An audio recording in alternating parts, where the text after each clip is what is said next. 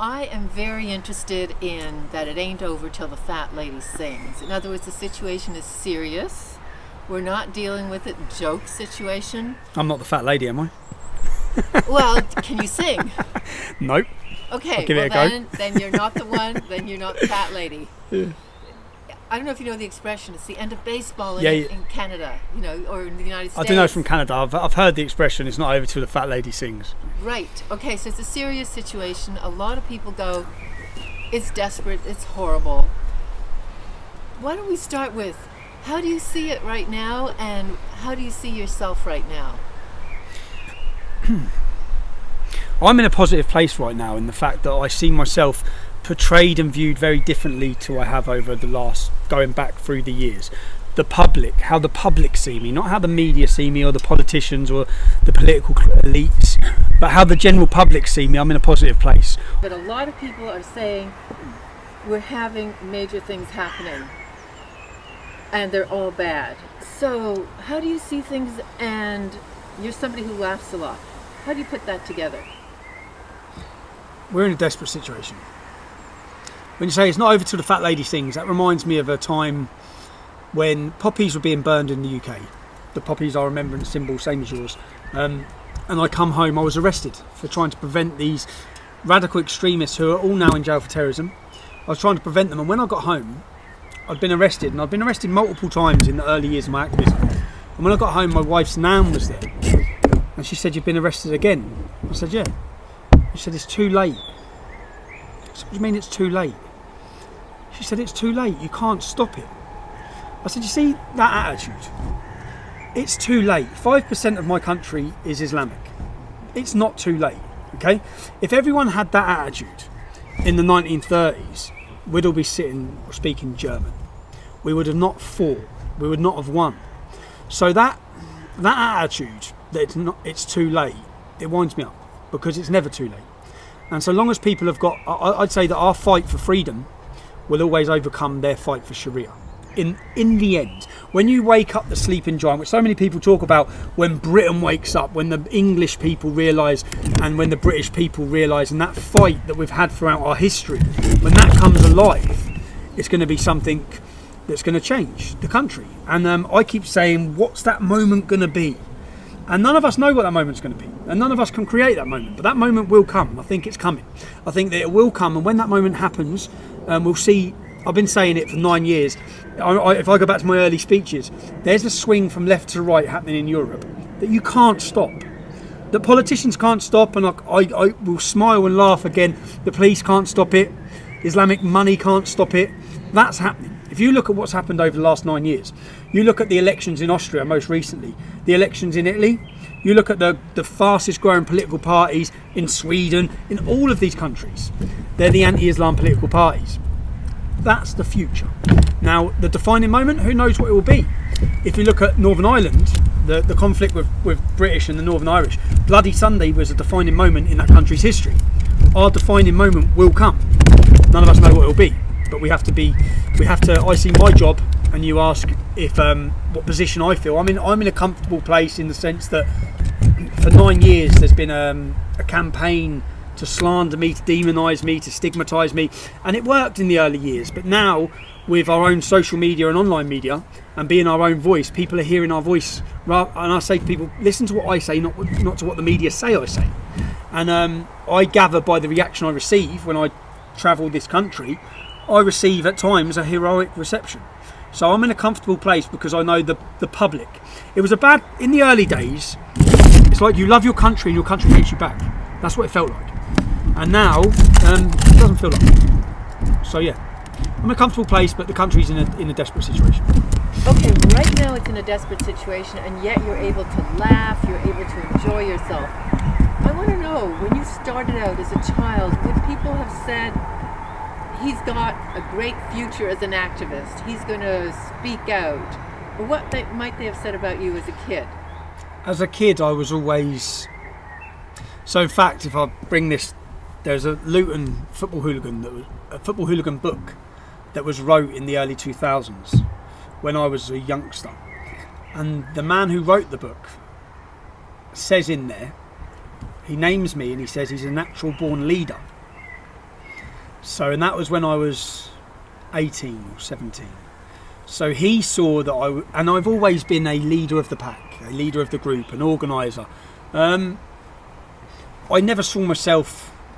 The path my life took, I wouldn't change it now for the world, but it's a very different life to what I ever would have led. Yeah, my life took a drastic turn in 2009. It took a lot of drastic turns actually. When I was 21, it took a drastic turn when I lost my career. All of these things have played a part, but I believe that all of them are tests. And going to prison, I wouldn't change that. I believe all of them are part of chiselling out the character of who you are. And I can sit here now and say that I think I've been through a lot, and there's nothing I can't go through with the experiences. Yeah. I was in fact wondering, I think you'd be a better Prime Minister than Theresa May. Is that something you might aspire to? I laugh at when people, I have to not laugh, when people say to me, "Oh, Tommy Robinson for Prime Minister," I think, you don't know. You obviously, because I think of my background and my life and what's brought me here and generally who I am, and Prime Ministers, I find it funny, if I'm honest. But other people see that, and I think that in drastic times, which is what we're in, anything is possible. And I think that the British public are fed up of politicians. I think the American public were, which is why Donald Trump was elected. People want something different. Whether they want Tommy Robinson is a different story. But I think that the difference is, the difference is which people relate with. With politicians, most politicians come from a different background, a different class, a different education. They've had a privileged life. And they don't hold the community feeling that we hold. Now, I'll explain that. There was a young man who was doing a documentary on me. His name was Tom Costello. He got the best grades you could get at Oxford University. He was from a very wealthy middle-class background. And he spent time with me, a year with me. And when he come to meet me in my estate, where we're from, he sat there in amazement by the end of the night after he experienced it, and he said, "I haven't got this." I said, "What?" He said, "The community. You all know each other." Because what they've done is he's gone to a privately educated school, probably bused to the school. He doesn't know anyone in his local community really. And then when he's left school, he's gone to a university. So then he's in a different city again. Then when he's come out of that city, he's gone to another city. He hasn't got the makeup and the feeling that we have. So if a girl's abused in our community, if someone's violently attacked, we all feel it because we know her mum, her nan, her cousin. We're close.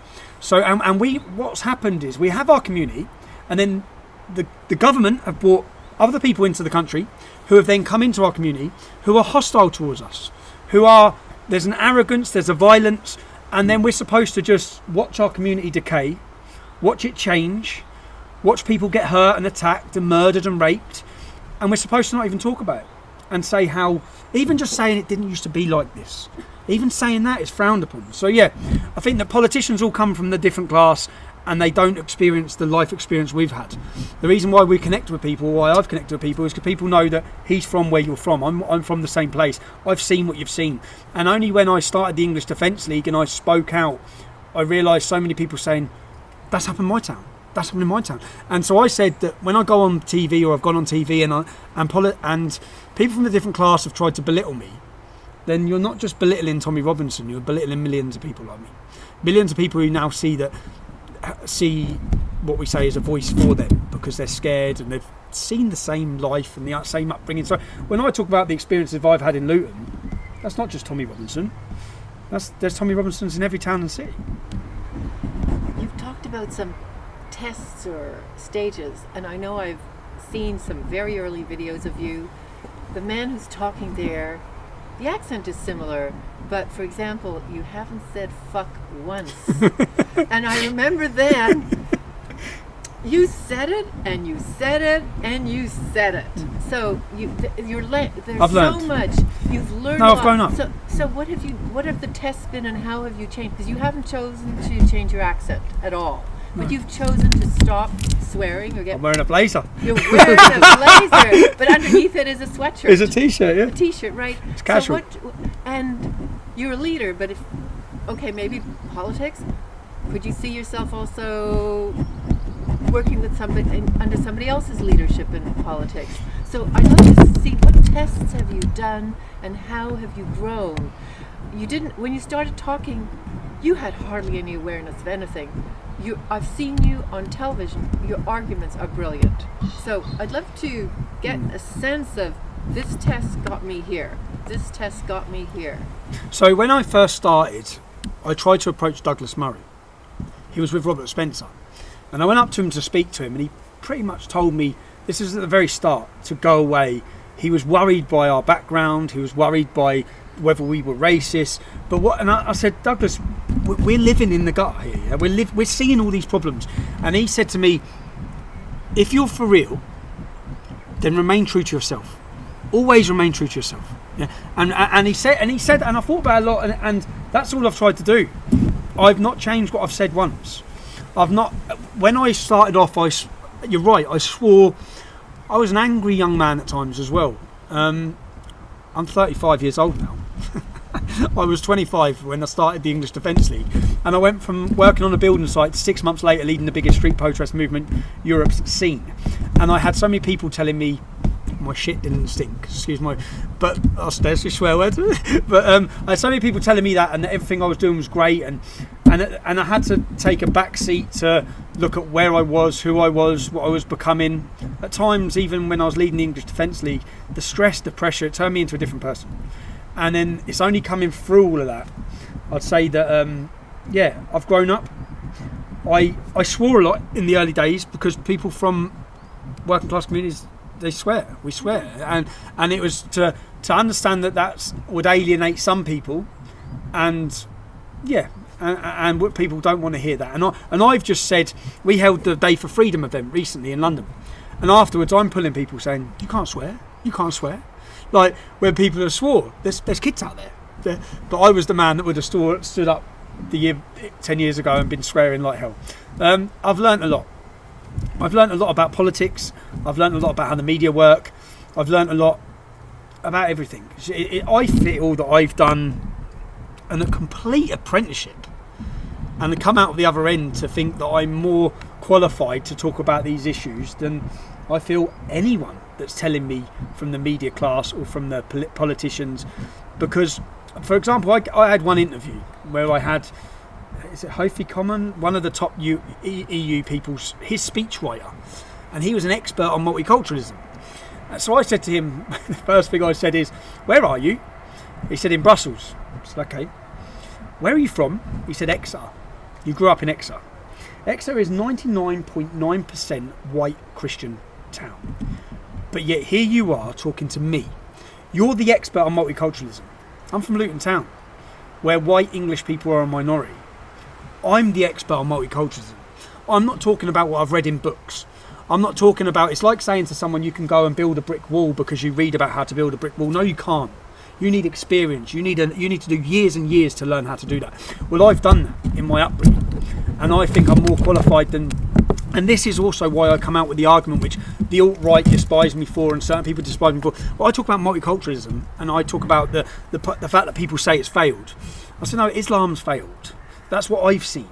I'm from a town full of immigrants. Most of my best friends, if you line them up, their parents are St. Lucian, Jamaican, Bulgarian, Italian, Polish, Irish. We are all sons of immigrants in Luton. And we haven't failed. Put us together, we haven't failed. The Sikhs haven't failed.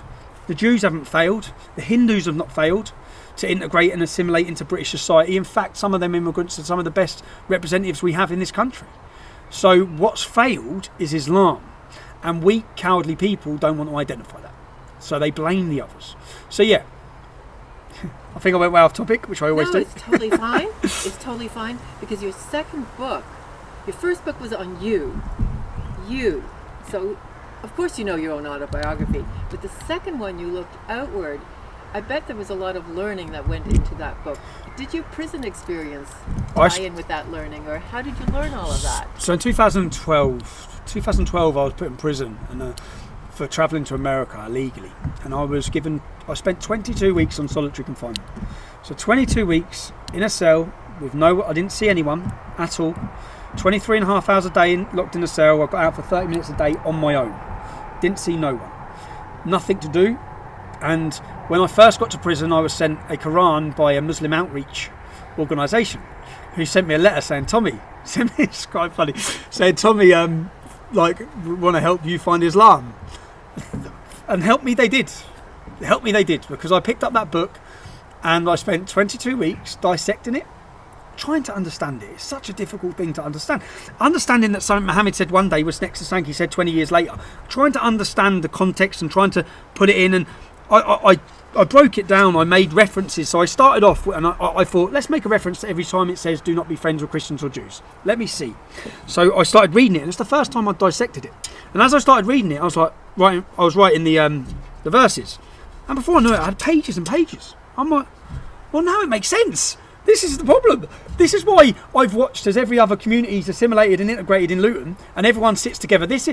What made sense straight away is if you walk into the high school I went into, you'd have black people sitting with Indian people, sitting with Chinese people, sitting with white people, all sitting together. In the corner, you'd have 6 tables of Muslims. And I never understood that. And when I picked up this book, it's like a jigsaw, all just fitting into place. I was like, now I get it.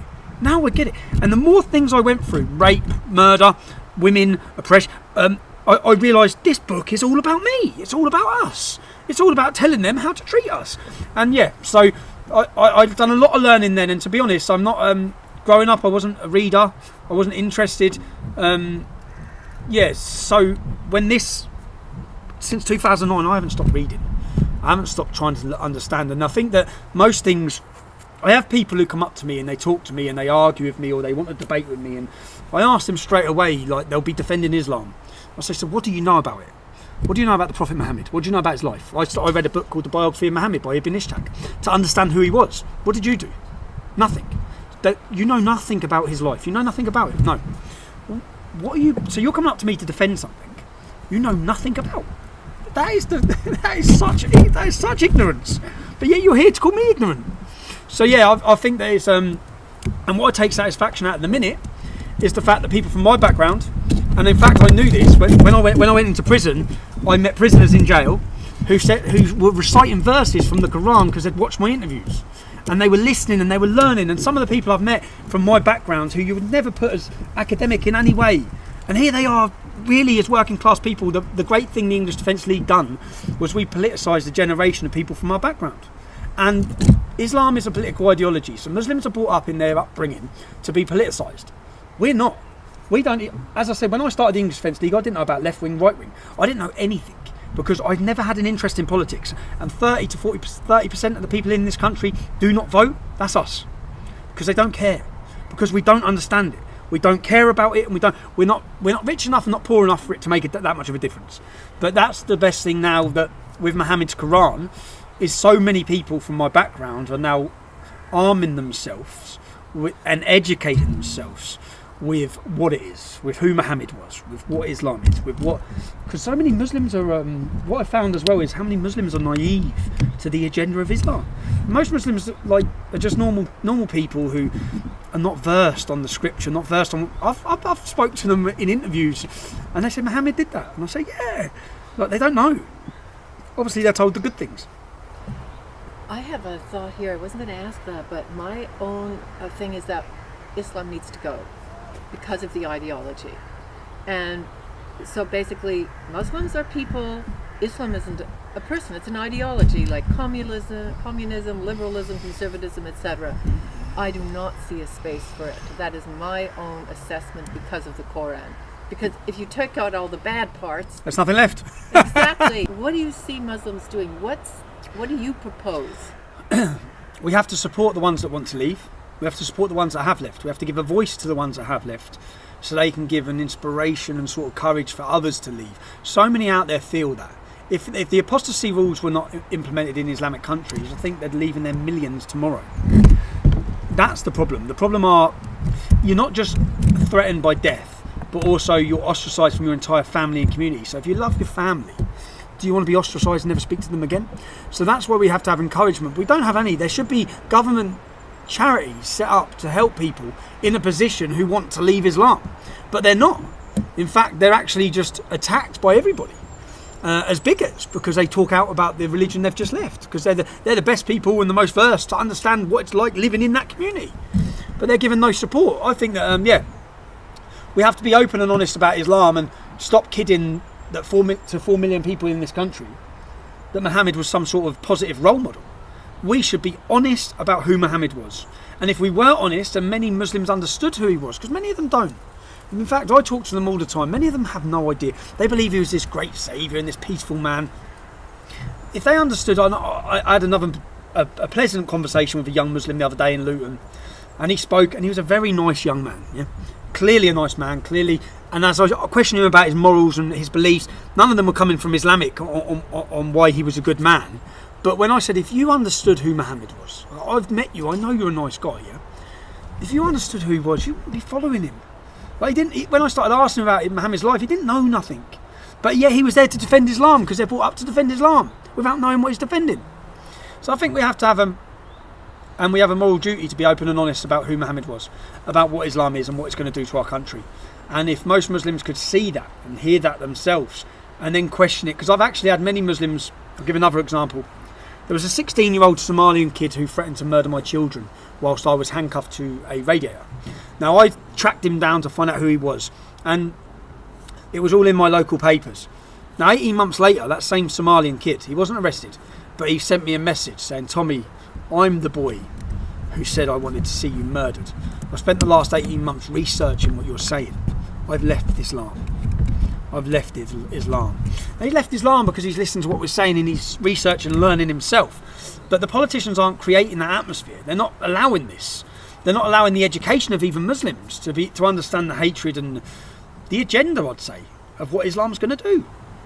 I have a recommendation to you, Tommy. I did a 9-minute kids video, Islam, Who, What, How, with Miss Reacher.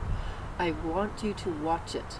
Okay. And if you can, if you like it, get it out there. Get it to kids. I did it because in Canada, the message to kids is, I love Islam. I don't care. And the fight is usually get Islam out of schools. Mine is no. Tell them the truth. So yes, very good, because in the UK we have part of the national curriculum is all the children have to visit a mosque. Well, I'd like this video to be shown to all children before they visit the mosque. Yeah. Because then they come in with, it's only 9 Come minutes. with knowledge. Yeah, great. I'll look at it. Okay, great. Because what the point you're making is, which I said about my children, that the schools want to take all children to the mosque. Yeah? Well, I don't mind my daughter going to the mosque if you're going to stand up and tell her the truth. Tell her because they take them there when they're 9 years old. So stand them there and tell them that our Prophet, who was 56, married and had sex with a child your age. Tell them the truth about the Prophet. Don't tell them lies, which is what they do. They bring them in and they tell them how great and love and peace. All lies. I don't mind. It's like if you want to talk about Islam in schools and educate about it, and then again I'll bring you back to, I had the biography of Muhammad out, and my daughter walked past and she was 7, and she said, Muhammad, peace be upon him. I said, what did you say? So I don't talk to my children about politics. I want my or religion. I want my children to be children. They don't need to be listening about all this negative impact on the world. And then, but the school had told her that when you say Muhammad, you have to say peace be upon him. No, you don't. Why should you show any respect to a man that immoral, a murderer, a rapist? So I'm all for exactly what you said, that the children should be taught, but teach them the truth. My video is aimed at 8-year-olds. Ooh. So 1 year younger than the mosque visit. So the year before, they learn about and then Islam. They can go and ask questions. Exactly. So I'd love that. Now, I see you've gone further and further. The men who started at 25 didn't know this about Muhammad. didn't have that reading, didn't have that knowledge, didn't have the skill to write that book. Now you've gone all this distance. 10 years in the future, can you imagine where you might, where are the green growing edges of your life? I don't think I'll be here. In the sense of, I don't make plans. To be honest, when I first wrote my book, my first book, it was wrote in the sense that I was worried and concerned I was going to be killed. And I want my story to have been told by me. I want my children to pick up that book and know why their dad did what he did. And that's when I wrote that that's why I wrote it mainly. And I had that in my head. My children, I want them to understand and listen. And I didn't expect, and I'm being completely honest, to be 2018 sitting here talking, because I'd had 6 government warnings.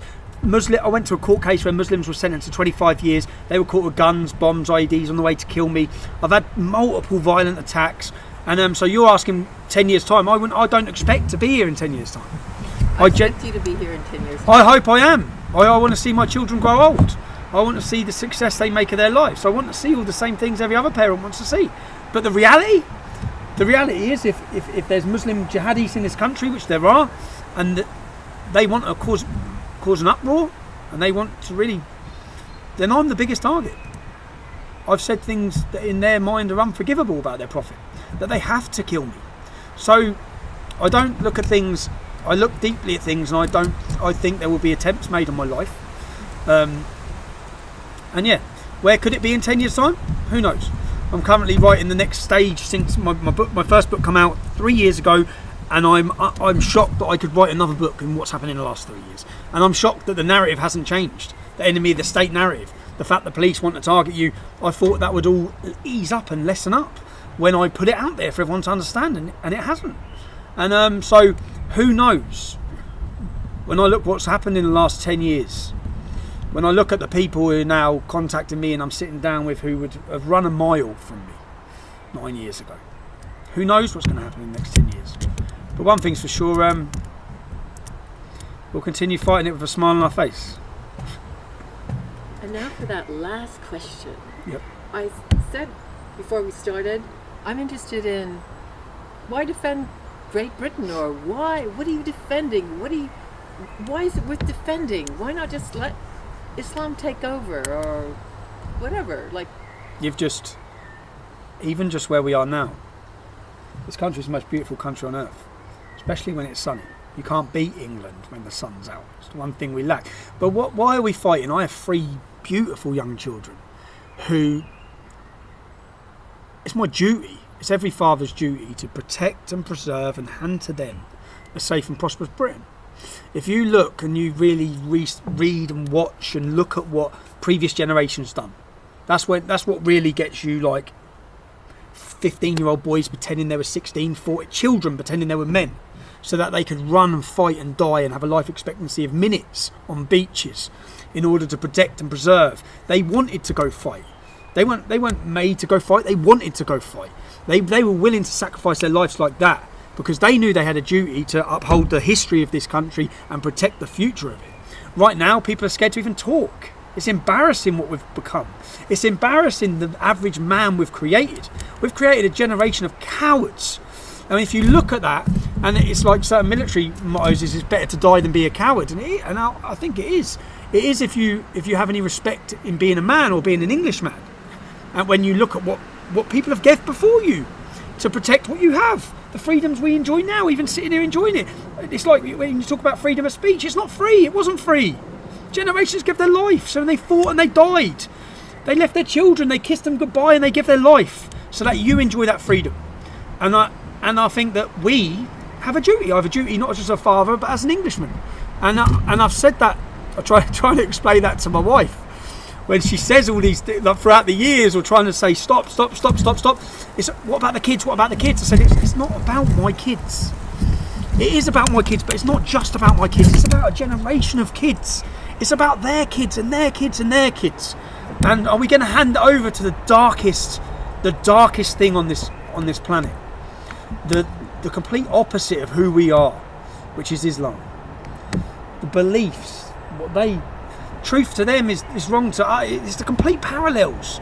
And we have a duty, and that's what I'd say. I'm just fulfilling a duty as a dad and as an Englishman.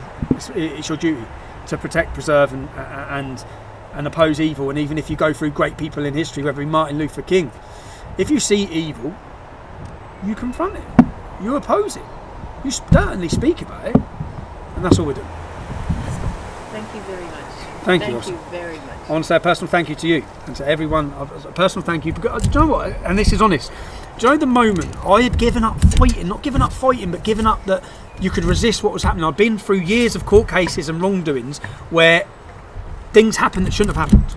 And the first time that, or the changing moment, was when you set up an online donation thing, and I realised for the first time I've got the support of people. And then I beat that court case, and I beat the court case after it, and I beat the court case after it.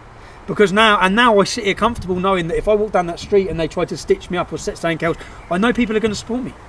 And that was a moment that I didn't know until that moment. So yeah, thank you to you and to everyone who supported me.